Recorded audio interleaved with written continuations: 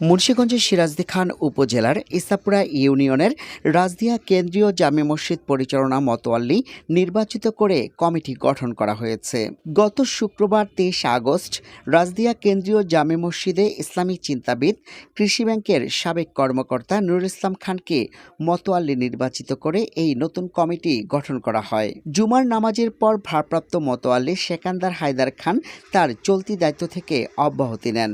পরবর্তীতে জিয়া হায়দার খান নুরুল ইসলাম খানের নাম প্রস্তাব করলে উপস্থিত মুসল্লিরা তার পক্ষে মতামত দেন। এছাড়াও 1946 সালে ওয়াকফকৃত এই মসজিদের দাতাদের বেশিরভাগ ওয়ারিশরা নুরুল ইসলাম খানের পক্ষে মতামত দিয়ে স্বাক্ষর প্রদান করেন। জুমায় উপস্থিত মুসল্লি ও এলাকার গণ্যমান্য ব্যক্তিদের উপস্থিতিতে নতুন কমিটি ঘোষণা করা হয়। এ সময় উপস্থিত ছিলেন ইসাপুরা ইউপি চেয়ারম্যান সুমন মিয়া, স্থানীয় ইউপি সদস্য সহ গণ্যমান্য ব্যক্তিবর্গ। নতুন এই কমিটি ঘোষণায় বিশেষ দোয়া ও মোনাজাত করা হয়।